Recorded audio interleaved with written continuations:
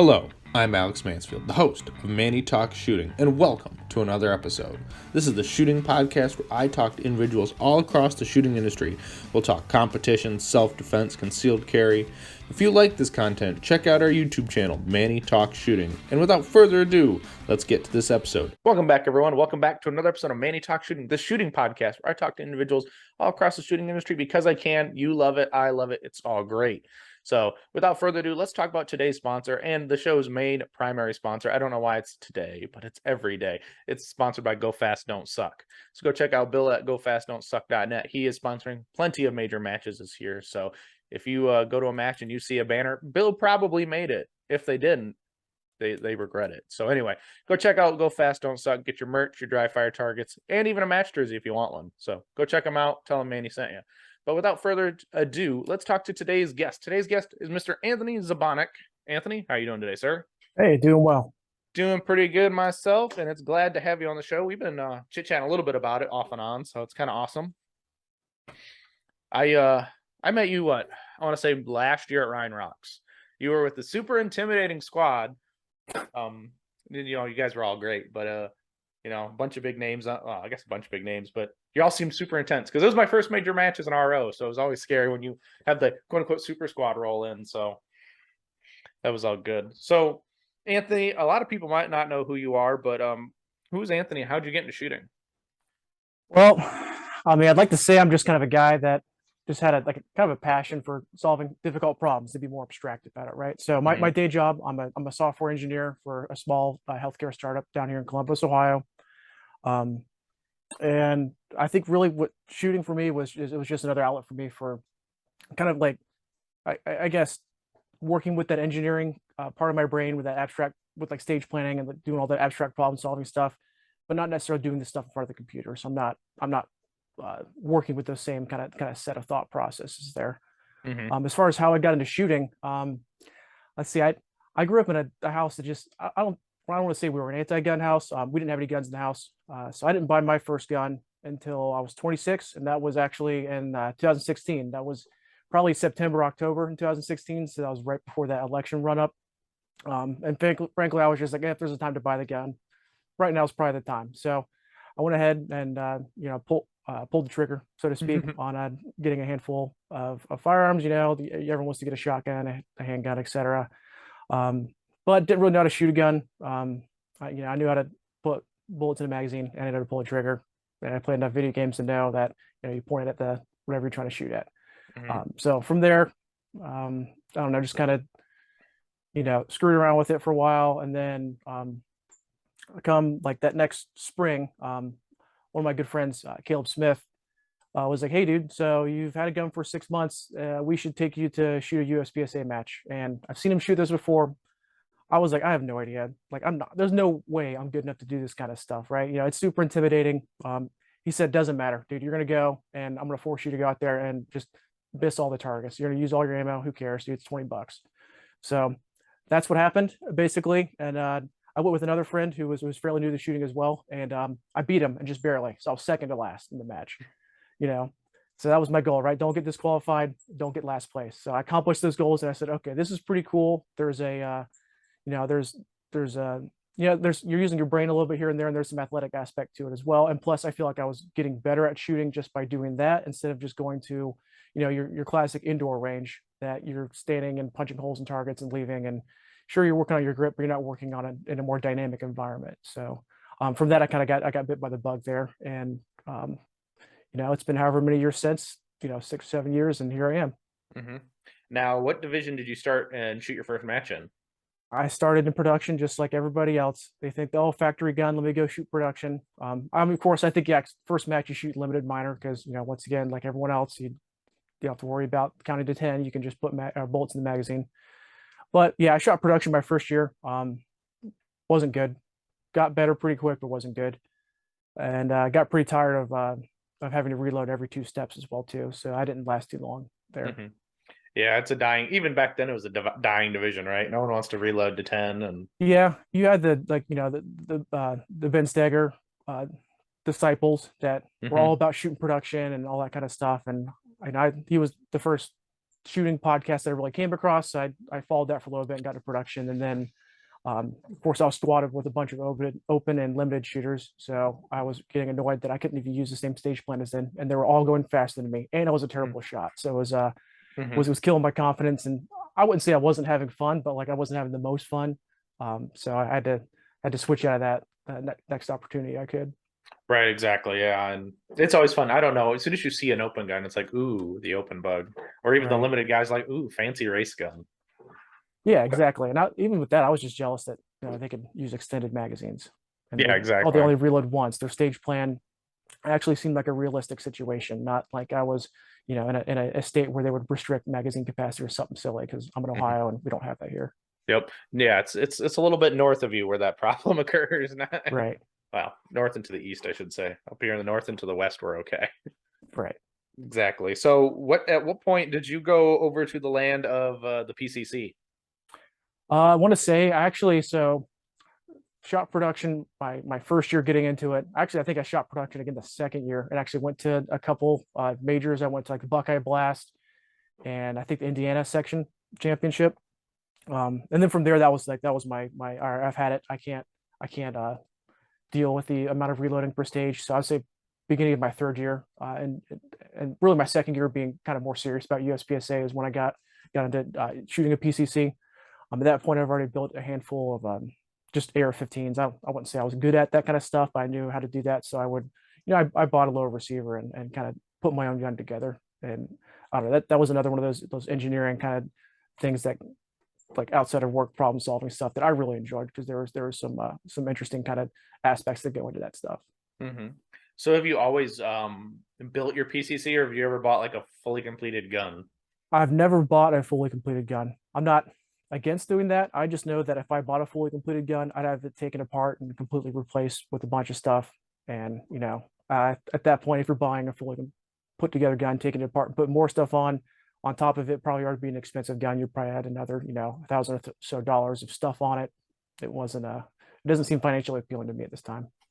Yeah, exactly. Yeah, I'd feel the same way. Kind of, I'd be like, because I know I built my first AR-15, so I put the trigger in, I wanted it. Mm-hmm. I put the barrel on it. I regret the handguard decision at the time, but I mean, when you're stuck at whatever the gun shop has or waiting for a month before ever something else comes in, it's like Right. put on what you got, right? So Yeah, exactly. And plus, it's I don't know. You can start having different jobs. You can, like I say, like getting into scenarios or anything, but you can just like, say, oh, I want a gun with this long of a barrel to do this thing, and I want a more precision type rifle, or I want to make a PCC, and there's barrel lengths matter somewhat in that as well too. So you have to consider that and with your weight balance and everything. right. All right. Since you bring this up, I want to talk about this. So there are some PCC barrels that are like rifled to like 6 or 7 inches, right? And then the rest is just straight out. Mhm. What's your opinion on using that in a PCC? It's such a user preference thing. Hmm. For me, I've played around with just about every length. I've played with the originally actually when I first built my PCC, I said, oh, I'm going to do the 5 inch barrel with it. Like it was like a tack-on barrel, so it was a 5 inch barrel, and then I had the giant aluminum shroud at the end of it and that kind of stuff. So Hmm. I figured then that I don't have to worry about having like an over like too much uh, like power factor. Hmm. It's because at that point it's your that rifling is about the same as a pistol, right? So you're still shooting. I'm shooting factory, but I'm not shooting like 160 power factor out of a PCC because I'm shooting factory out of a 16-inch barrel or something crazy. But I don't know. I've gone back and forth. Actually, this year I did play around with like a 10.5 inch barrel with one of those Brecky comps on it, kind of with that. And I was playing around with the shield buffer system as well too, and trying to get a load figured out for that. And it felt too jumpy for me, and I felt like I couldn't get my hand far enough out at the end of the barrel to like act as a lever to keep that muzzle down to the extent I wanted. So I actually moved back to what originally I've been using for a while was like a 14-inch, 14.5 inch barrel, and that's just with a welded comp on it, nothing crazy. Hmm. But at the same time, like I said, my one friend Caleb Smith, he's running a JP, and with kind of with his I don't know if I call it an injury per se, but he's working through some I think it's tendinosis in his elbows just from shooting limited so much. So he's shooting PCC this year, and he didn't want to put that extra level of strain on his elbows if he's shooting PCC. So he has one of those JP shrouded barrels, whether that's like a 6-inch or so barrel, and I mean he kills it with that. So it's one of those things. It's definitely the Indian, not the bow. I think a lot of times, and it's just what works for you. Right, exactly. Yeah, it's always I guess user preference and dependent, right? Right. If I could understand using the 6-inch barrel, with the shroud in it, so then you only have to load one type of ammo. But I mean, mostly it seems like a PCC comp wants more gas anyway. It's kind of like an Right. open gun, more gas, more comp activation or utilization of the comp. Yeah, but So then there's I think there's a misconception that the comp does much. I mean, I think it contributes a little bit, but like in order to really get a comp working out of like a 14-inch barrel, like you've got to be shooting almost like a major power factor load. It feels like to really like notice anything significant. At that point, like I don't know if it's worth it. I think that the bigger benefit with longer barrels is literally just the weight at the end of the gun, just acting as that lever. mhm. Right. Now when you bring up the extra weight at the end of the gun, now do you find that the barrel length restricts you with the like ports and things, or really have to worry about getting or being around a port? You got to be aware of it. There's plenty of people who get DQ'd, getting stuck in the walls, and getting around ports and those kinds of things. But I think it's nothing you can't train around. And I think once you get to a level of comfort with it, you don't really think about it. Hmm. Absolutely, yeah, and I would agree with that. Training. I mean, dry fire. I mean, not everybody has a port in their basement, but they could. I mean, Yeah, you can pretend ports, and there's stuff too. Like I mean, if you just have a target stand hmm. and you get your usual USPSA target, you can just pretend right under that target as a low port and just practice just getting in and out of that, for example, or doing stuff like that. So you don't necessarily have to fabricate a whole stage, but small things like that can help out as well. Right, absolutely. So, speaking of, you always build these PCCs, and we've talked about this. What is your current build, if you care to share what your build is? Yeah, sure. I've got it right here if I'm allowed to handle stuff. I don't. Is that Yeah, cool? All right. yep. This is So recorded, so we don't care. yeah, no problem. I know YouTube's different. So this is kind of a Frankenstein build because I didn't feel like rebarreling after switching back to the 14.5-inch barrel. Hmm. But we've got a Coda Evolution compensator with a 13.5-inch handguard. It's a 14.5-inch Shooting Innovations ramps barrel. So it's got like a single kind of ramp, like more like a Glock style barrel in here. Just some Holosun optics on here. I change optics like I change shoes almost, it feels like. So this is what I'm running for now. I've got an EOTech I might work with that's like the single dot one, but whatever, it's all the same. I like these. I like the enclosed optics just because it rains and we still are going to shoot a match. So there's no reason to shoot yourself in the foot and have to deal with seeing like 5 different red dots when you're aiming at something. Got an offset optic as well. Don't use it as much. Some people call it a gimmick. I don't know. I've had opportunities where it works great. So they're few and far between. If I wouldn't say like just go out and buy one because you need it, but if you go out and sitting around, definitely put it on your gun. I'll work, tech well, magazine funnel here on just an Arrow Precision EPC lower receiver, nothing fancy there. Um, and then next up here, I'm using a Trigger Tech Diamond trigger. They're pretty nice. I just kind of jumped on them just because I wanted to be different because everyone was shooting hyperfires, and I said, "Oh, these guys are different, so I'm going to get them." Technically it's a 2-stage trigger. It's about a quarter-pound take up. That's your first stage, and then I think it's adjustable. I think right now I have it about a 2-pound pull breaking through, so it's pretty quick. I can't say I've gotten down to like 10s on splits, but like if I'm trying, I can easily get 11s. It's not, the trigger's not stopping me. That and then Trigger Tech has their safeties as well too that they sell. These are pretty cool because you can take these safeties off without having to undo your pistol grip or undo the trigger. It's the way it's designed. You can basically just rotate and pull the whole thing out. So that makes taking the trigger out easier. So usually in between matches, it makes it really easy just to take the safety out, take the trigger out. I can get in there and clean that entire kind of area in that lower receiver as well too, make sure there's nothing sitting down in there. And then I've got a Corey Shields, world famous delayed buffer system here. For those of you who don't know, it's pretty cool. More or less, it's got some rollers that are going to pop out here. That's going to be your different part of how this buffer system works. And basically, it acts like a roller delay system, but instead of having it happen up here towards the front face of the bolt where it meets the barrel, it's going on back here. You can adjust the spring tension within here. He gives you a bunch of springs to work with. And he gives you a couple different main springs, recoil springs to work with as well too. And they're they're pretty low powered springs because this delay system does most of the work as far as soaking up that energy. So it ends up being a pretty smooth system. It's a like no one's going to be able to probably hear this too well, but like it kind of locks in there instead of having like the usual blowback system where it's kind of crunchy almost. It feels like I don't know. I've run Blitzkrieg systems before too. They're great. This one definitely just has that almost roller bearing feel to it. Stock. This is from Lead and Steel. This is a very, I won't say very small company, but they're popular on like the gun deal subreddit. Um, but they're local to Columbus, Ohio. I think it's just like one guy running the shit on there. So I'm not too picky about my stocks as long as they're not like stabbing me in the face while I'm trying to shoot. So I figured I'd pick this up and rep his stuff. But I will say probably the most interesting thing I've added this year is going to be this part right here. This is a near vertical pistol grip. So what this is going to allow you to do, and this is from Driven Arms Co. I think it's their beaver tail version. But what this is going to allow you to do is get a much more up close, basically like stance. So you're shooting a lot more square, which is a much more, I think, a modern stance you see a lot of people training. And you can, without having to worry about stuff where you're chicken winging on a more system where maybe it's more angled. So you're having kind of, I wouldn't call it impingement, but there's an interesting feeling in your shoulder you get when you've got the stock super close and you're kind of angled like that. So by making it more vertical, you can get this gun kind of closer to you. So kind of cuts down on that maneuverability, kind of going in between stages and that kind of stuff too. And for me, it took away a lot of shoulder pain I was dealing with last year. I kind of think toward the end of the year I was having some issues, so I gave this a try, and I've been recommending to everyone. And I haven't heard anything bad about them. I think everyone seems to agree that it's kind of the way things are going to be going as far as new pistol grip designs for AR-15. You see them show up on a lot of the different gun groups on Facebook and Reddit and stuff like that.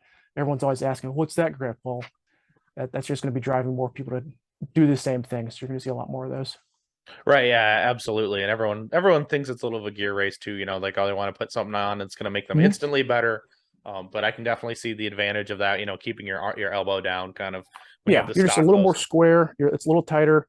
And really the biggest selling point for me was I wasn't getting near as much shoulder pain because I was having issues when I was mounting the gun up with a normal, I was using one of these Hogue kind of big old palm swell grips.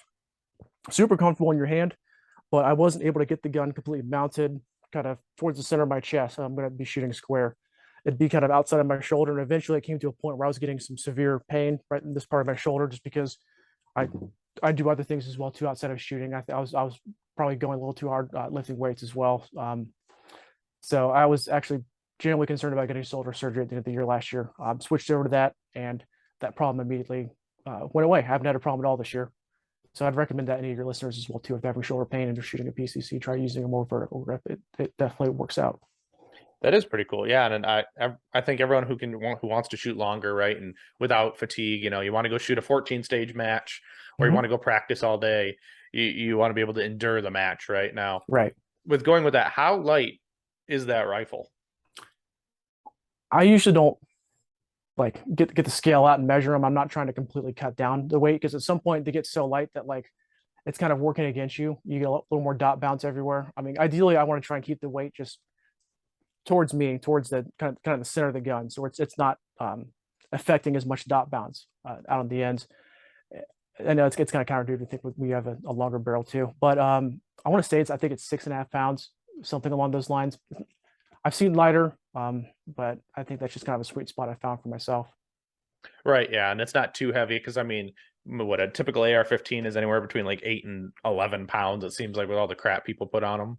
Oh yeah, yeah. The kind of those the JP or the GMR 13s or 15s or whatever. Those are knocking on 9 pounds if I remember correctly, and that was one of the biggest complaints is how heavy those things were. People love shooting them, but like, I mean, yeah, it's a 9-pound gun. You shooting a pistol bullet, so it really should not have recoil if it's that heavy. So I think it might have been covering up for a lot of other stuff. Oh, absolutely, yeah, and like shooting it all day. I mean, Caleb, yes, he's a taller dude. He's a little bit bigger than everybody, so he can shoot that JP all fine. I'm surprised that Max Leograndis is shooting a JP5 now. I'm surprised about that too. But roll delay systems are really where it's at. I think with PCCs, I think it just allows for a smoother operating system, whether it's the JP system, which is mimicking the old MP5 way to go, or Corey's system.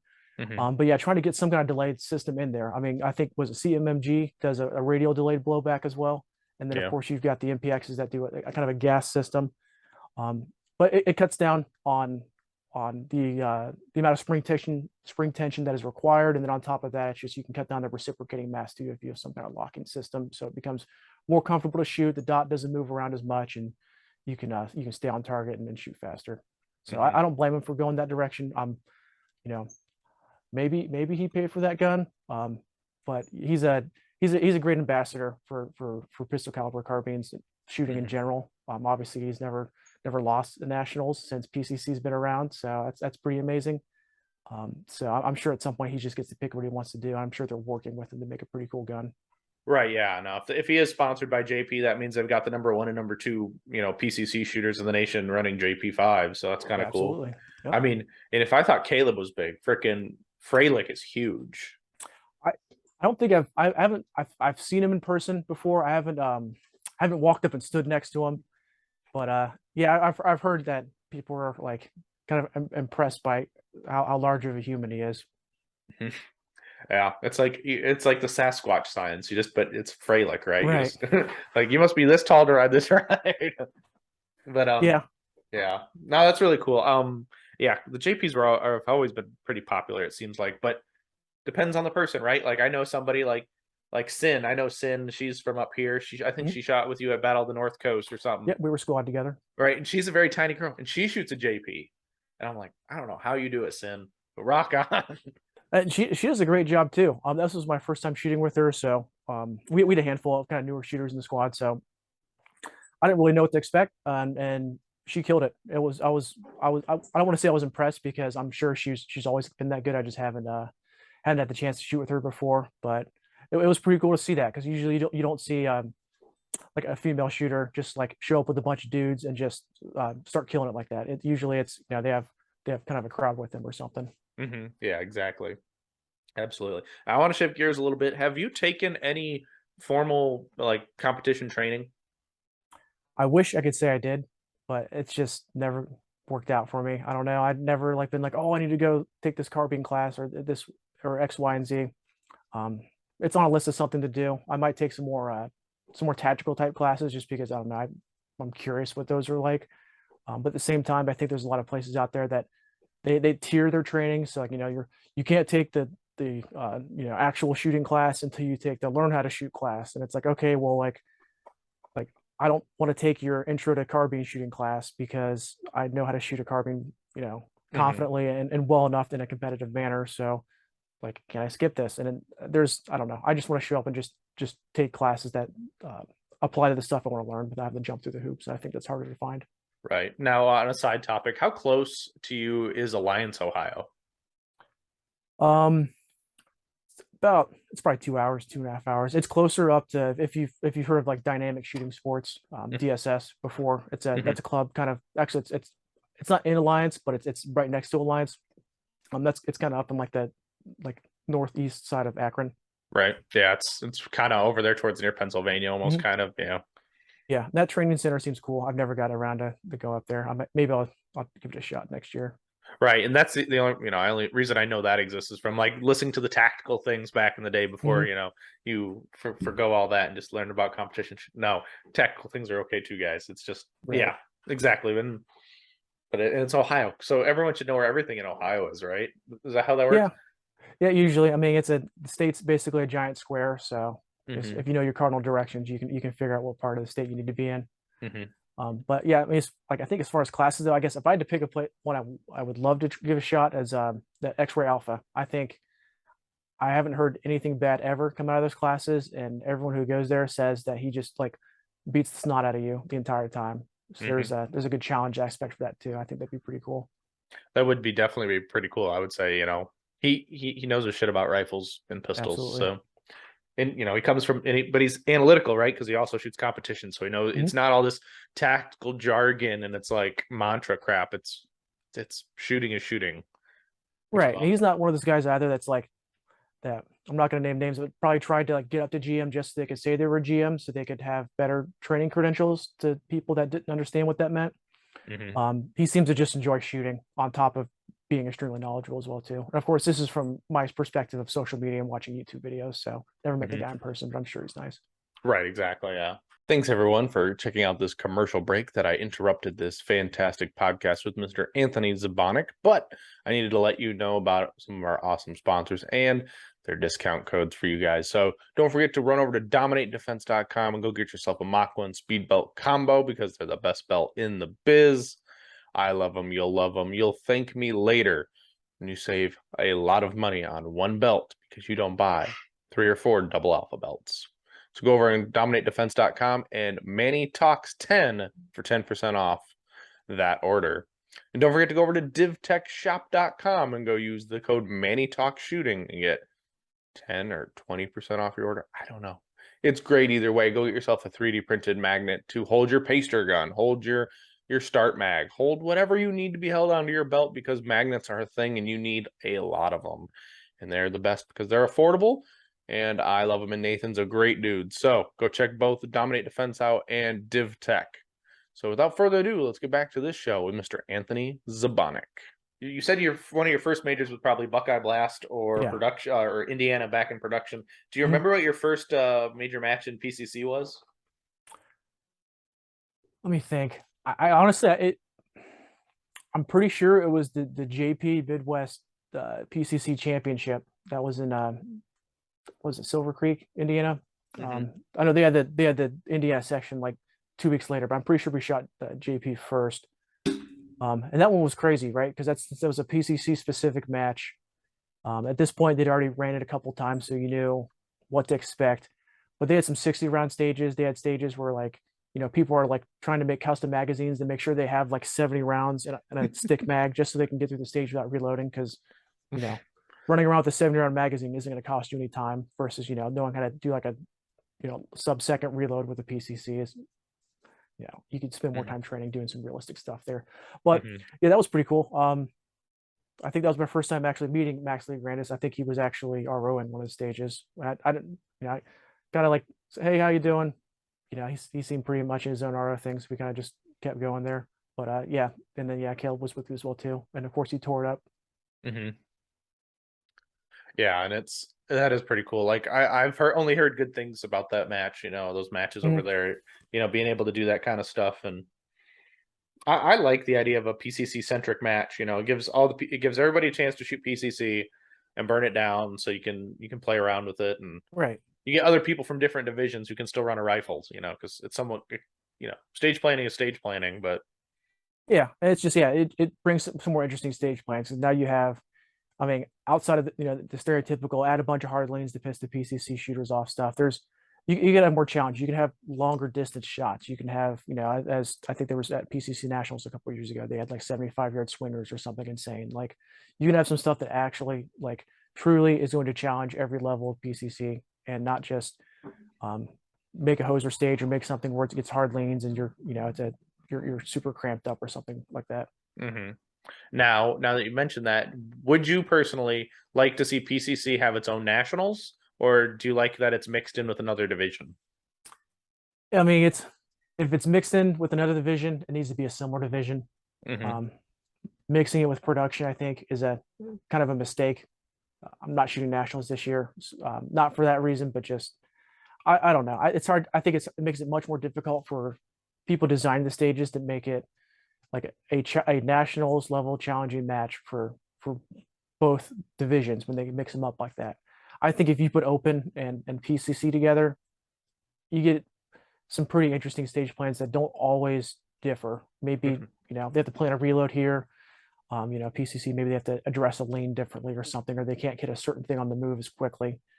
But yeah, it's or even carry optics. I think it maybe just optics and optics. I think need to go together. But Hmm. yeah, I don't know. PCC only nationals is cool too. I get worried it's going to further segregate that division from the rest of the sport to a point where eventually if we have a division shakeup that PCC kind of goes into its own separate thing. Hmm. Yeah, and we don't want to see that because PCC shooters are still USPSA shooters too, right?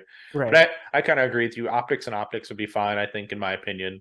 as well, because I agree with you. I don't agree with production in PCC. So if you go to PCC Nationals, I mean, I hope someone proves me wrong by someone who designed stages, but I'm afraid it's going to be 8, 8, 8, and 8. Right. Yeah. It's that, or all the poor guys shooting production are going to be shooting way longer distances than they're probably used to shooting, or they're going to be having to do some kind of strange plans. But the good part is I guess depending on shooting production, I mean, I haven't looked at who signed up. Maybe you'll see Nils against Max Liebrandt, where Nils is shooting a pistol and Max is shooting a PCC, and you get to see exactly who's better in those cases because Nils might still get pretty close to him. Yeah, absolutely. Now, you just came out, well, a couple weeks ago, but it was a month ago now. By the time we record this, it's been a month. Area 5, it was Yeah. everyone quoted it as the hardest match of the year or ever, as I was listening to some Mhm. people talk. What did you think of the match? I mean, this might ruffle some feathers, but I didn't think it was that hard. Like, I'm like, as far as like, right, like as far as like being like, oh, this is the hardest match ever. Like, no, it wasn't. First off, there's no way it was the hardest match ever. If so, I've shot harder matches that people just haven't gone to. Mm-hmm. I think there was some challenging aspects for sure, but I don't think there was anything really where I was like, oh no, that's crazy. Like, sure, there was that bobbing popper or whatever stage, that longer shooting stage, but that was a timing thing. And I don't know, if you can hit an A zone at 25 yards, you can hit up that bobbing popper. It's just timing it right.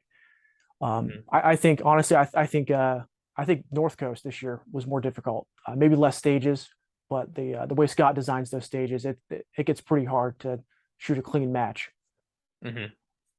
So I don't know. It's people have their opinions. I don't think it was difficult. I think the people I talked to said it was challenging, but it wasn't more the most difficult match they've ever been to. But I'm glad it was at least up there in difficulty for being an area match. Right, and it wasn't just a hose fest, right? Absolutely, yeah. Or didn't have pool noodles flailing around or some other, silly thing going on. It was hey, we're gonna show up and shoot a legitimate match here. Mm-hmm. Yeah, and I mean, for me, I mean, I'm biased. It's my home club. We Right. shoot 25-yard mini poppers with no heads all day long, Mhm. and it's it's not super difficult. I mean, yes, yeah, I can say I should have been, if that was so easy, I should have been able to win the match, right? But I mean, that's not my Sure. skill level either. But I mean, I hung myself more than the stages did. So Yeah, absolutely. And it's yeah, that's I mean, I did a little bit the same. I didn't that wasn't my best match either, but at the same time it wasn't like I was like, oh man, like what am I gonna do on this stage? I'm doing walkthrough the day before. I'm taking half an hour on a stage just to figure out what's going on or anything to that nature. I mean, yeah, there were some tight shots. Yeah, it was pretty technical, but at that level of a match, like you need to expect it to be pretty technical because you need to really separate out your skill levels at that level. absolutely. Now, I'm curious. I haven't talked to any real PCC shooters after they shot the fixed time stage. Mhm. What was your plan on that one? Shoot them all. I Yeah. mean, we had at least at my home club down here at Cardinal, we had known months ahead of time there was going to be a fixed time stage at Area 5 because we have Dan Click running the show down here, and he had kind of like hinted that that's coming. Mm-hmm. And then we heard about I think it was feedback from Michigan section last year, and then Michigan section this year too. I think they had a similar one, but I think the one at Cardinal I think actually had more difficulty because it was an unloaded start with a fixed time. So if you bobble that load, your whole stage is screwed. Wasn't it wrists above shoulders too? Yeah, it was something like that. Which Or it was unloaded, something like, yeah, it was like it was. unloaded. Yeah, it was unloaded, and I think for PCC it was like hold it above shoulders, which I think sucked less than if it was off belt because I'm not getting like fumbled up with the stock hitting my shoulders. I'm trying to load or something crazy. I can just kind of smack them together and go. Mm-hmm. Um, but I don't know. Yeah, I had. I think adding the no shoots and making the ports not my height. The ports are a little shorter. Definitely increased the difficulty at Area 5 because Mm-hmm. now I'm having to actually squat down and kind of rotate through those ports as I'm shooting. But I don't know. I shot at every target on the fixed time. I think I had a no shoot and like one no penalty mic. That looks about right. Yeah. But yeah, I mean, and I was just curious because you had to get kind of. I didn't know if you had to really get in the port because you had to step into the position and then shoot some Mhm. targets. I just took the safe route. I ran to the end and just took points. Right. because I've had such a bad experience. Not that the stages were bad with fixed time. I was always like shooting way too fast, and then you have super no penalty mics, and Hmm. you're like delta. I was like, oh, this is not worth it. So I'll just go down here and get some A's. Yeah, and that's kind of the cool part about that stuff is that the different strategies that show up, And it's not especially the like part. Yeah. and it's not like a classifier either. It's like Mhm. it's not just standing there in a box and shooting. It's practical skill within our Yes, sport. So absolutely. Yeah, it's pretty cool. I mean, I'd like to see more of them. I think, but not. But I'd like to see make sure maybe the port's a little more equitable. I think that was the biggest complaint that I wasn't as mad about. You talk about Caleb again, mhm, being a larger person. He had to really get down to get into those ports. right. So I think versus some of the other people that were shooting PCC that were a bit shorter, I think had an easier time on that stage. Well, just even on your squad, Jeff had to get down that low too, right? Like Jeff Oh Morris. yeah, Yeah, yeah, Jeff is a big dude. yeah, Yeah. yeah, I guess I forget how much of an ogre he is at times. He's a monster. But yeah, it's like yeah, I think because you have a mix of that, and then I think the other part of Area 5 was they had all those high ports as well too that everyone was just using a stool for because they could, so it kind of defeated the purpose of it. Yeah, I'll be honest. I designed stage 8 and Mhm. it turned out a little bit funky than I wanted it to. I got the subpar wall. Like so if you went to stage 10, that's the one we always use that half wall from that was Okay, on stage 10. And I got the redheaded stepchild wall, which was a little bit taller than intentional. So that I makes was like sense. I was Okay, like so typically it would have been fine for everybody to just shoot over, but since this one's like 4 to like 8 inches taller than the hmm, other one, but yeah, and yeah, you gotta work with the props you have. I don't know how much you guys are sitting there actually fabricating do things for large matches. I know most places probably aren't. They're just getting stuff donated from other clubs to run that stuff. I think we didn't have to actually borrow anything, thank God. But it was just definitely like I wish they were the same because they weren't built the same, Mhm. which is unfortunate. And by the time I didn't actually get to set it up, I just designed it, but I would have changed a couple of things if I still would have probably kept the wall outside the shooting area, but those low boys would have been a little bit if I could have gotten it perfect, that wall would have been a little bit shorter and those low boys would have just been a little bit back. Yeah, that would have been cool. I Because I you the times would have been about the same probably, but yeah, it would have been well, less of an issue. so for everyone who used the stool, who knows Dan Click? Dan Click didn't use the stool. Oh Just know geez. that. Yeah, yeah, we didn't shoot with that, and it was just like, nope, we're good. Just keep on shooting. Yeah, Dan should have used the stool. Hmm. That makes a lot more sense why he was drinking so much in the lobby after that one, I think. Yeah. Oh, Dan's a good dude. If Cardinals weekend wasn't the same as my match this Mhm. weekend in the same day, I mean, maybe I'd make the 3 hour drive to go shoot it, but it's kind Yeah, of that hard. could be tough for people coming that far. I mean, for me, I feel pretty lucky because Cardinal is 20-30 minutes from my house. Hmm. When that's the closest I've ever had a match to me ever. I think there's one club that's like an hour away from me, and there is everything else is an hour and a half at least. Hmm. So I'm gonna make it's my personal goal to make that uh, match run as well as I can. Help set up every single time. All that stuff. Because I was driving 2.5 hours each way to DSS for a while, and I mean, you were talking about just spending the time. I mean, that's 5 hours of driving just to shoot a local match. So not Yeah, even like three six, minutes of shooting. Yeah, you're right, maybe six shooting stages. Yeah. 45, 60 seconds. Super challenging matches, obviously worth it. I think if anyone hasn't shot at DSS, they should check it out because Scott makes some crazy stages, Hmm. not like gimmicky, like just crazy like technical stages, but having something local is so nice in the end. And because yeah, having to drive 3 hours for a local, I don't think it's worth it. The only cool part is that usually we'll run somewhere between 6 and 8 stages, so you're getting a little more than what a local match might run, just because we have the capacity to do so. Our Hmm. biggest limitation is just people showing up to help set everything up because usually it's a skeleton crew. Yeah, I remember Dan talking about Cardinal. Yeah, there's maybe 4 people who show up to help build stages, Yeah, yeah. and Usually it's me, Dan, Corey Katz, and then whoever else it feels like swinging by. right, exactly, and at least you guys are smart and have impact drive like the hammer drills to pound Yeah, nails. Yeah, because I'm working on that. I know Walt just fabricated one, but I definitely need to get another one because I'm tired of pounding nails by hand. yeah. That sounds terrible. Yeah, we're fortunate enough too. I mean that. So Cardinal is they're kind of new to action shooting. They've been like a small bore bench rest, you know, trap and skeet and bullseye shooting place for a long time. They do have like national level trap and skeet competition there pretty consistently. So this is their first foray into action shooting, USPSA, that kind of stuff, and they've been really supportive. You know, all these bays are fairly brand new, and you were talking about the hammer drills and stuff. They have all the equipment to do whatever they want. They have their own excavation equipment. So we're looking at adding more bays, specifically just because we're having some majors coming there next year. Hmm. And it's not a problem. They have their own equipment. They go and they make it. They don't have to contract it out. It just happens. So yeah, Yeah. and they're still it's still construction site over there too. I think so. If you came down now, you'd be surprised how different it's probably going to look between now and next year because they still haven't put a parking lot in, and the pro shop is still under construction and that kind of stuff. Yeah, I've definitely planned on being there. Corey has already asked me to be there for the Buckeye Blast, so it's already on the calendar. So Corey, if you let Corey, don't worry, the wife is coming too. I mean, that's the only reason I get invited is because the wife's gonna come. So, but yeah, so I'm excited to come down there and see check out Cardinal.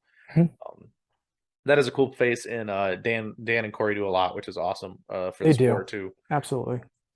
Yeah, I can't say enough good things about those guys. Those guys definitely. I mean, they'll put together these matches, and I don't think either of them even shoot it. I think their passion is literally running matches, which I mean, I, I think that's super fortunate because you have a lot of clubs there where it's a nose goes again for someone to be the match director, and Hmm. you have guys that are like dedicated to just being the stats guy or just helping set stages up and make sure everything runs smoothly, and then maybe they'll shoot a stage or two, or maybe they'll just kind of hang out and make sure everything's running okay.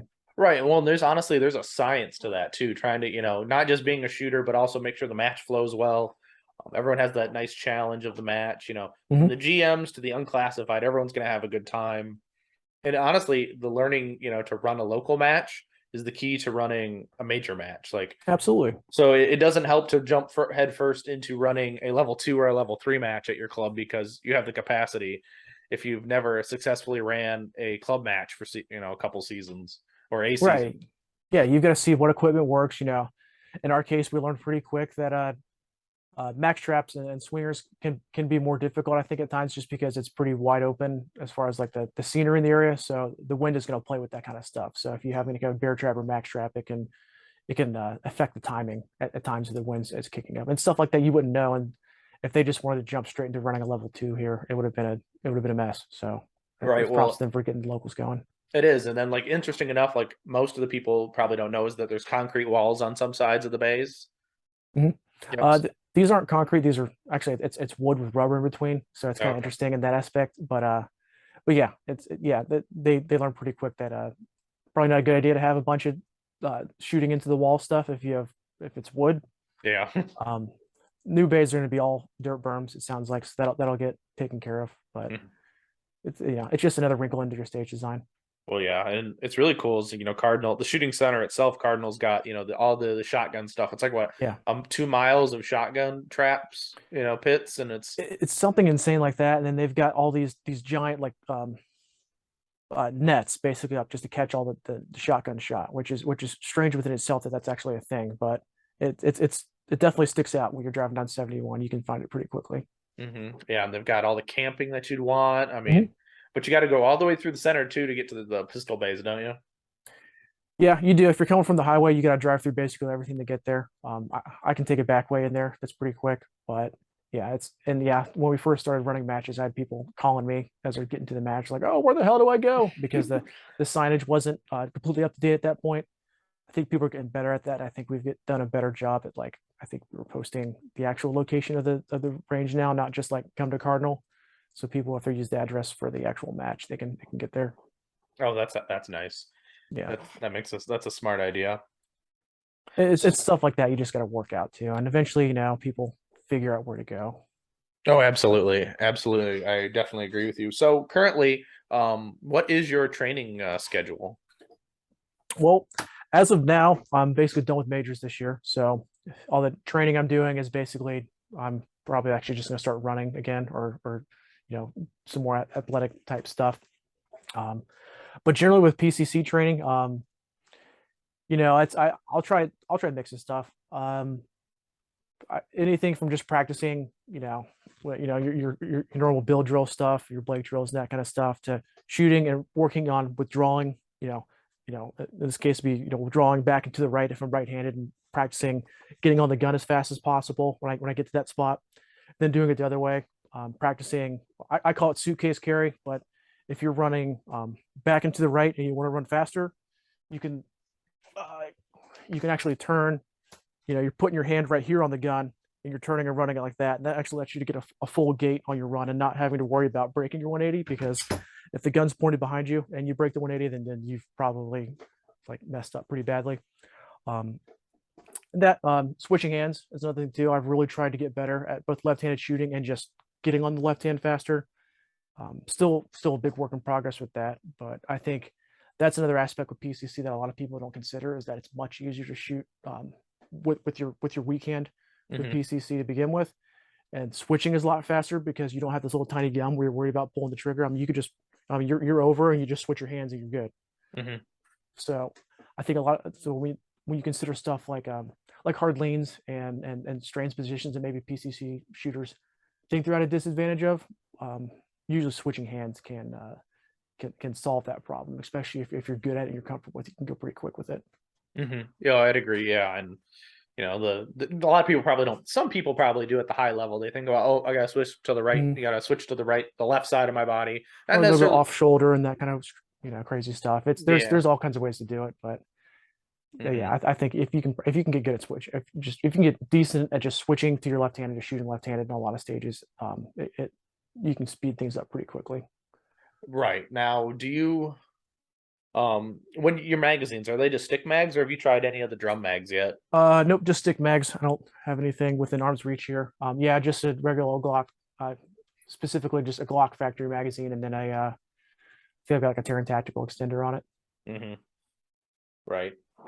That makes sense. I see a lot of benefit to that because it's not super long. You're Mhm. not going to get too jumbled up. It's not like those MBX Goliaths. No, that's the what's Taylor Freelance is the Goliath. Glass MBX makes some big ones too, and Yeah.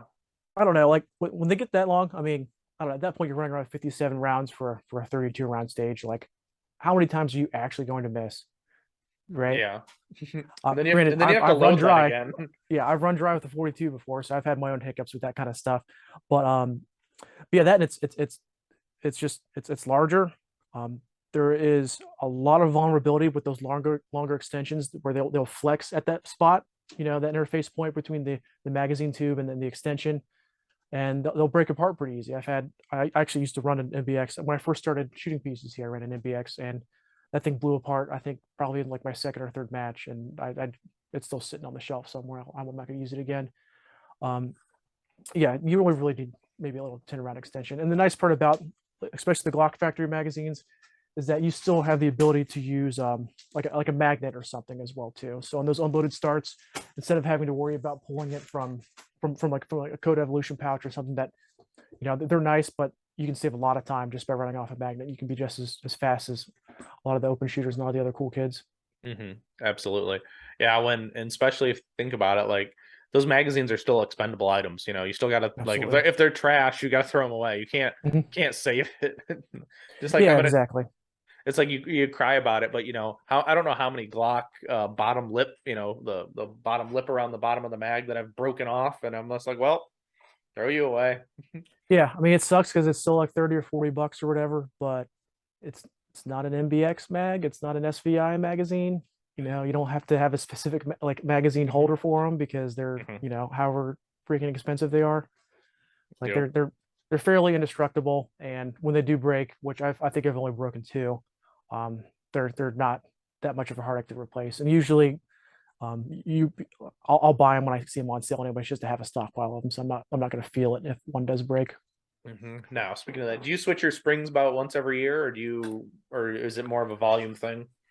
It's I'm pretty bad about it. For me, it's probably more of a volume thing, but I think realistically, if I have issues with the mag, it'll get put on the shelf and I'll look at it later, and then maybe I'll run in practice. If it starts having problems, I'll retire it. But I'm not as concerned about spring maintenance because once again, for the most part, they're Glock springs, and generally those things are already kind of designed to have some higher volume. less concerned about that. If I was using a KCI mag or one of the clone magazines, I'd be a lot more concerned. Right. Yeah. Agreed. Glock perfection. Yeah, Exactly. I mean, I like Glock mags. I'm kind of partial to Glocks a little bit. I mean, Glock, if you want to send me money, we'll talk in magazines. You can pay me in magazines. yeah, yeah. Not even guns, just mags. Yeah, they make some sweet magazines. I do. I mean, I do appreciate the simplicity with a lot of their designs. I mean, it's not going to have any of the crazy serrations or any of that kind of stuff, but whatever. It's assumed that they just kind of run forever. Well, and if you So think about it, if you're carrying a Glock and a PCC, you can just take your PCC mag out, put it in your Glock, and you'll be fine. yeah, I think that was. I'm sure I'm sure there's police forces that had that same thinking when they were running PCCs. They had Glock mags or whatever. I think that what was it, the Beretta CX4 took the same magazines as the PX4, and I'm fairly certain that's just because they wanted Italian police to be able to switch back and forth between both. Oh, probably. Yeah. Probably. So if you're looking at it for next year, how many majors do you have on the radar? So I'm definitely going to be shooting Buckeye, obviously, with that being that close. Probably going to be shooting Area 5 again. And for there, it's still pretty wide open for me. I kind of I wouldn't say I took a step back this year, but I definitely shot a little less this year. I think just everyone's kind of feeling the primer, the ammo shortage and stuff. And I don't know, I'm getting married at the end of the year, so I'm trying to keep my finances reeled in where I can. So next year, it's still pretty wide open. I do love going down to Bluegrass and shooting the Kentucky section match. I think Leif runs an awesome show down there, and I don't know, it's just nice always to see everyone, and kind of the stage designs can get pretty interesting down there.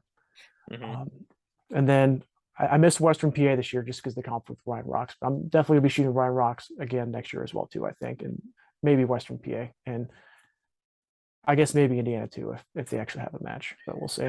I hope they do, because I mean that one's so close. It's close enough for me to warrant going to or staffing it, and it's just unfortunate they've canceled it 2 years in a row. And Yeah, I think just having Silver Creek get shut down, and now it's either Atlanta or it's Wildcat Valley, which is out in Terre Haute.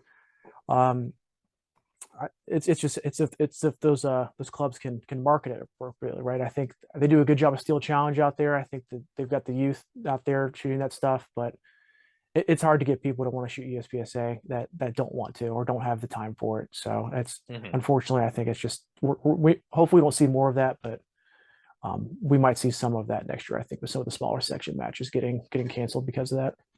Right, yeah, and I would even say what North Porter could do it, but that's super close to Chicago. North Porter's not bad. I think they've got to at least have 12 Okay. bays. I mean, and their bay sizes vary. I mean, it's gravel just like bluegrass. So I mean, if you like falling down, fall down on gravel, I guess. Yeah, it's not terrible. I'd like Atlanta too. I mean, they're only a half hour, maybe 45 minutes north of Indianapolis. They're still in the suburbs, Yeah. but yeah, it's getting people to attend, and it's getting people to sign up and work them. And it can be hard if you don't have a good match director that knows all the other clubs in the area, and it can get people to come out and run those, because it's definitely a horse trading thing too. Right, yeah, and you've got it. Yeah, if you got a network, you just can't assume that everyone's going to sign up to work your major match because they want to shoot a major match. Absolutely, yeah. Whereas, I think having Buckeye at Cardinal, for example, I mean, Dan and Corey know just about everyone in the area, so they can do a good job guilt tripping everyone to come down and help work out for a little bit, because they can obviously reciprocate that. Right, exactly, and that's what it kind of is. Comes down to you work a couple major matches with each other. You talk, and then you're like, hey, you want to come down? It's even cooler when I feel like you get invited to, like, hey, you get personally asked, hey, will you come work this major match? It's kind of hard to say no at that point, other than a super scheduled a scheduled conflict. But Yeah, they do a good job of trying to make you feel special and honored to come work for them. So good on them for that. I know they're trying to sucker me into doing like quartermaster or something like that for Buckeye next year. But we'll see. I don't know. I had Naro cert. I don't have it anymore, so I don't really see myself doing that part. But I'm down to help out where I can with that stuff. right, well, and being an RO is not for everybody either. I mean, I originally got my RO certification to know the rules better. So, and that's some people, that's what they use it for. And I agree with that. If you want to learn the rules better, it definitely lets you know what you can game and how you can tell the old ROs who haven't read an updated rule book in like 5 years and be like, Yeah, that's absolutely. that's not a rule anymore, sir. And it's just hard to, if you don't know the rules, how can you play the game to your best ability? I mean, like gaming it aside, like if you don't know the rules, you're just out there shooting, and then you're not going to understand if you broke a rule. You have to have someone explain it to you. If you know it beforehand, and that gives you enough of an advantage, and it gets people involved in the sport more too, because they suddenly now they know the rules, they know how stuff is run, and it just builds a better understanding. I don't know. Personally, I got an RO cert where I took the RO class and all that kind of stuff just because I wanted to be able to introduce the sport to my friends and be able to actually just RO for them, so they're not in a situation where they have someone who maybe isn't comfortable ROing them, and they're a new shooter, and I'm telling them what to do, and it can be a bit much. Whereas if I'm ROing them, I'm a level one. You're allowed to coach people, so you can kind of help people out and get more introduced to the sport, more comfortable before you just kind of cut them loose and let them do their own thing. Right. Yeah. And that's the good way of, mentorship and, Mhm. developing the sport. You don't make somebody feel uncomfortable and, because that first time at a match could be very intimidating. Even just being the first time on a range for some people is Yeah, intimidating when they don't hardly know anybody or, you've got all these guys who are like everyone, the fancy shooting blouses that we all like to wear. And right. I mean, although that they're really comfortable I mean, and nice. they're great shirts. Don't get me wrong, but they're also, I mean, they're fishing shirts too. Yeah. They're not that much different. Right. Um, Exactly. yeah, but yeah, it can be very intimidating for new shooters. Between that, they're going to show up with their Glock or something. It's their first gun or maybe a gun that they're comfortable shooting with, and they're going to see these dudes wearing these fishing shirts shooting, $10,000 Infinity open guns that are extremely loud. With their own with ammo they made off. God knows how much they spent on their reloading setup. hmm You just look at the amount of money that gets sunk in. You show up and you just feel completely outmatched, and then these guys are tearing it up, and you just can't shoot for shit. So then you're getting out. You feel like you're outmatched on skill as well too. So making these matches as comfortable as possible for new shooters to come in is how you're going to grow the sport. Oh, absolutely, yeah, and just I would say one piece of advice I always want to tell new shooters: it's you don't need to go as fast as the guy next to you. As long as you finish the course, we're okay. Yeah, I yeah. don't. Walking is completely fine. Just don't get DQ'd. That should be your number one rule for the day. Shoot Mhm. as many times as you feel like you want to shoot, but just don't get DQ'd. Yep, exactly, exactly. It sucks to have to DQ somebody, but and yeah, it just sucks. But we can prevent that too, by Mhm. giving them even some little proper pre-coaching. I don't know if Cardinal does this, but they probably have like a new shooters brief before they start shooting. Mhm. Well, I mean, it's a new shooters brief where Dan gets up there and says, "Do we have any new shooters? If so, come over here." And then maybe they don't want to admit they're new shooters, or they're with a buddy, so they're not going to come over and talk to them. Their buddy knows the rules. Why should they talk to Dan? Because And then Dan's a nice guy and he's yeah, short. because he's a nice guy, and he's been in the sport for probably over a decade at least, right? Gotta be. He's gotta be. Right. He's been. I think he said he remembered seeing Caleb shoot when he was a junior, so that's at least 15 years, right? So hmm he's been around for a while, and but getting people just to like admit that they suck or they don't know something in such a macho kind of sport. It's competitive shooting. You're shooting guns. You're out being men out somewhere, and yeah, it can be hard for people to admit that. So yeah, hmm breaking down those barriers. People do show up, but it can be hard just to get people to admit that in the first place.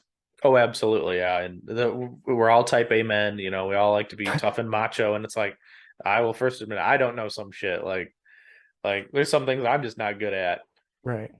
But I use my age to an advantage. I mean, I do shoot against Walt most of the time, so it's always like he's always broken or Yeah. something. But he's Yeah. He's got. consistent. He's a consistent shooter, though. That's the problem. He's old and consistent. That's the terrifying part is when you have someone who's north of 60 and they're still tearing it up because they're consistent. They're not gonna win the match, but they're gonna definitely clean out all the newer shooters and all the C class guys.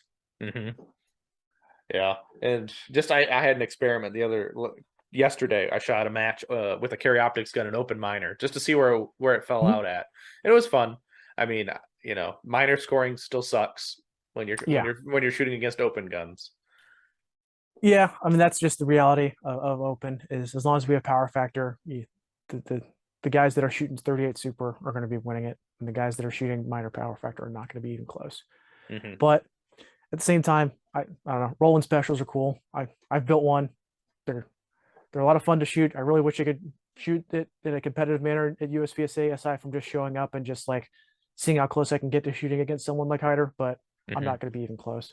No, I mean, well, it's, even the people who are good at shooting, like who have an open gun, still can't shoot against Hyder. Yeah, well, yeah, he's an animal. Yeah. Yeah, you would talk about being buddies with Caleb. I've been really fortunate to live as close as I do with Hyder as well too. We're friends, and we shoot at the same club down like the south side of Columbus as well too. I'll run into him a lot when we're practicing. Mm-hmm. So he's been another good person to talk to just to get uh, more knowledge on equipment and just the industry stuff too, right? Because his full time gig is around firearms as well too. So he has a lot of industry knowledge, and he'll be the first person to give you exact recommendations if you're looking for like a concealed carry gun. Mm-hmm. Oh, absolutely, and it's super cool.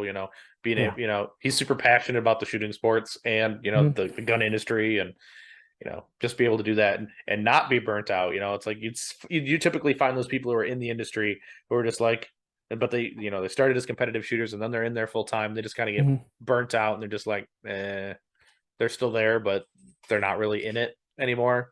Yeah, absolutely. I mean, it'd be like I'm a software engineer as a day job. It'd be like doing some kind of like heavy software related stuff outside of work too. Like hell no, I'm not going to do that. That I do that for work. I need to do something else in my free time. Right. Yeah. You don't want to be, you don't want to bang your head against the door. It's like software all day long. Dude, I mean, yeah, it's I don't know. It's and people have different passions with that stuff, but yeah, it's Hmm. it's it's it's admirable to see someone like him be that passionate about the sport and constantly. Um, yeah, and then he's got that newborn this year too, which is hilarious. Hmm. We're still waiting for someone to like send him one of those fake beards to put on him so he can start going around with that. But That would be hilarious. yeah, It's he's okay. been good. Yeah, he's gonna be taller than him before we know it.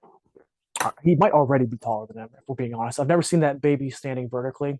I'm Hmm. sure he's pretty close by now too if they stood him up. That would be true. I just waiting for him to just yank the beard out.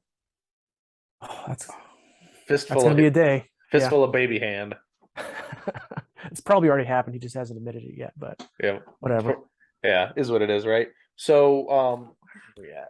Do you have a couple more questions I want to get to before we end our Sure. conversation? But we already talked about matches you're going to go shoot next year. How many nationals have you shot? Zero, actually. It's just how it's worked out the last couple of years. Uh, see, last year I was set to go to nationals. Family had kind of a legal situation going on that didn't allow me to go, so I had to withdraw kind of the last second there, which sucks because I had to eat that money and then eat my share of an Airbnb that I had set up. And then this year I just happened to be I'm in a buddy's wedding, and it happened to have Hmm. happened when it was originally just scheduled for Colorado. So I said, "Oh, I can't do it this year," which bummed about it, but you can go to Hmm. nationals next year. And then of course they change all the national stuff around, so I could have actually gone. And I thought about it for a second, but then like we kind of talked about it, you're shooting with production shooters as well too. So I don't really know how those stages are going to work out. So I'm Right, kind of happy just sitting that one out. right. So it's Maybe more I'll give that. Yeah, yeah. So it's more of a circumstantial thing than not wanting to shoot nationals kind of thing. yeah, and I really want to go.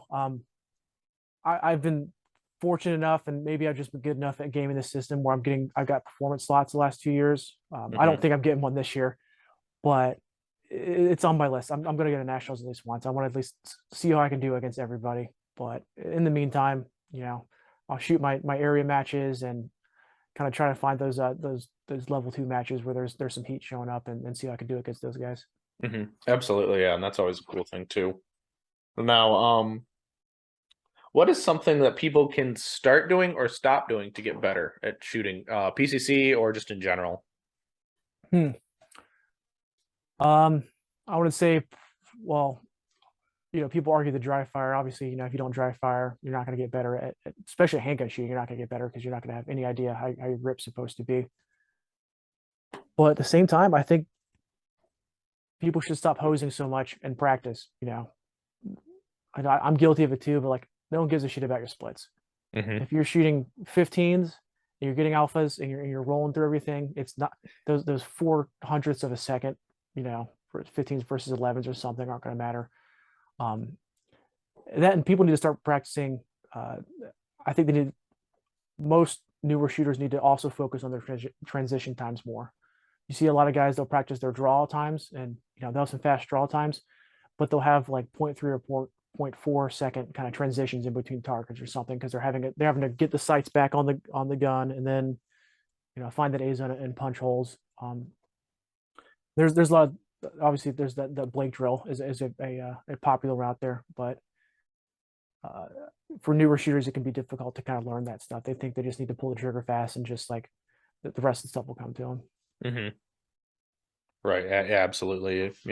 Dry fire is super Mhm. important. I mean, for anybody, like, yeah, because if you don't know what it's supposed to feel like, and if you're just blazing rounds on the range, it doesn't do anything either, because then you don't really see what you're doing or feel what you're Yeah, doing. you're just converting money to noise at that point.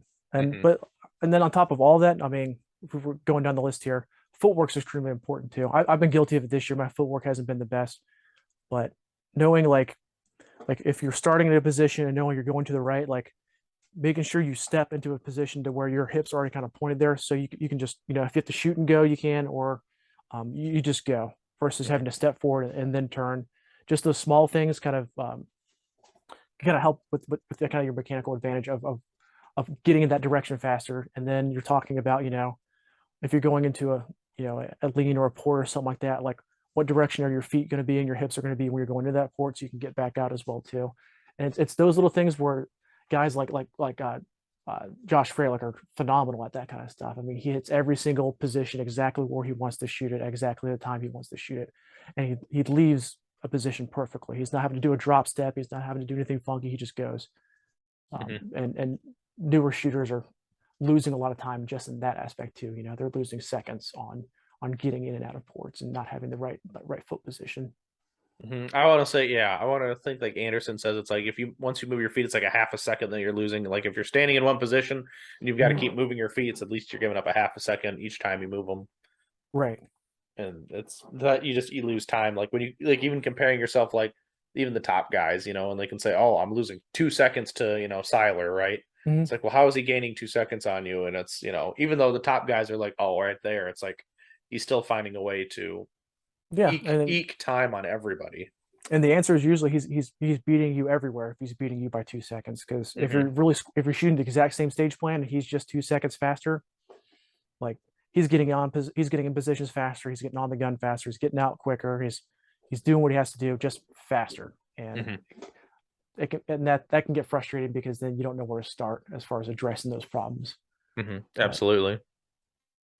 Yeah. Now, Anthony, who are your sponsors? so primary sponsor is Coda Evolution. I've been working with them for a couple years.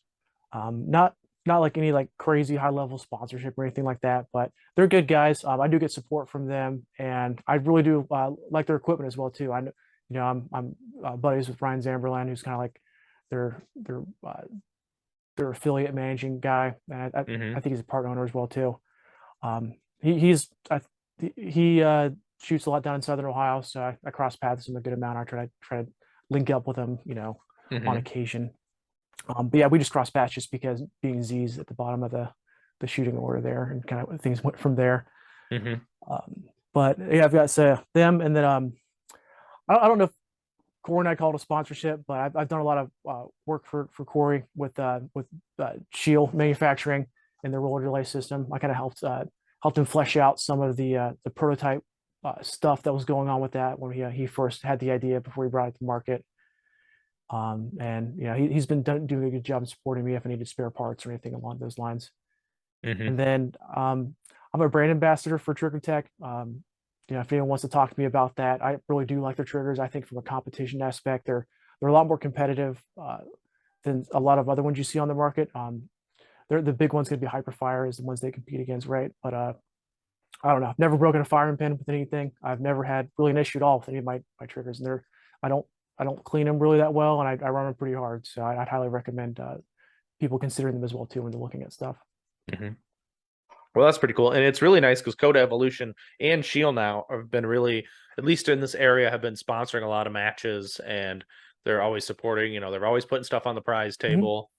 Um, Yeah, absolutely. They give back to the shooting sport too, and that's one of those things like I don't know. I'm not like like a sponsored shooter. I'm not like some like wannabe pro shooter here, but like if I want to pick to like affiliate with a company or have someone kind of work with me, maybe maybe I get a discount or I have a discount code to hang out or something. Like they're guys that also give match or give back to the matches, right? They're guys are they're sponsoring stages, they're primary sponsors for matches in some cases. That money's going right back to the shooters, one way Mhm. or the other, and it's awesome to see stuff like that. Oh, absolutely. It definitely is, and there's everyone always is happy to get a carbon fiber handguard or something Mhm. or a compensator Yeah. from Coda. I mean, I don't know how many times like people are like, "Ooh, I could build a new rifle because now I have another part." Oh yeah, exactly. It's like you get new trigger pins, and it's like, okay, we're not going to build another AR. It's something Exactly. something as simple as that, right? So just yeah, getting people just try the products out. I think they look cool. Well, carbon fiber is pretty sweet looking. We have titanium compensators, and they weigh almost nothing, and they're pretty cool. And especially if you shoot them, they've hosted a couple of videos before where you have someone shooting full auto out of a titanium comp, and it's just like a fireworks show at the end of it because that titanium is just kind of shaving off the entire time. Hmm. But they're pretty effective too. I definitely enjoy using their equipment. It is awesome to see. I got lucky enough to actually work the Coda, the Coda stage at Area 5, so it was kind of fun. Nice, yeah, yeah, and Yes. that's always one of those things where if it's the coda stage, I try a little harder, and sometimes sometimes I crash and burn, but Mhm. is what it is with that. Right. Well, and I always pick a decent stage. It's never a crappy stage either. Yeah, It's not like, oh, this is the standard stage, and it's like, oh, yeah, yeah. that's what you need is the PCC stage being the or the PCC sponsor stage being the one where it's a weekend only, so then everyone gets to just give the bad looks to the guys that get to still use two hands on the gun. Right. Exactly. Exactly. Now, Anthony, where can the people find you if they want to find you on the internet? Um, Probably the easiest one to find me is going to be on Instagram. It's Tone Easy, so ToneEeasy. That's just simple as that with the Instagram handle. Outside of that, I mean, people can add me on Facebook. I'm not like super like post heavy on really any other platform. Maybe I'll post videos across them once in a while, but primarily Instagram is the way to go. All right. Well, that's awesome. Well, Anthony, I really appreciate you coming on today. It's been a fun. We've had some good laughs and because we do know some mutual people, and it's always fun. And it's fun to pick your brain about PCC. I haven't talked to a heavy PCC shooter yet on the show, so that was kind of fun. So, but thank you for your time, sir, and listeners. Until next time, get out and do things, and I will see you on the next one.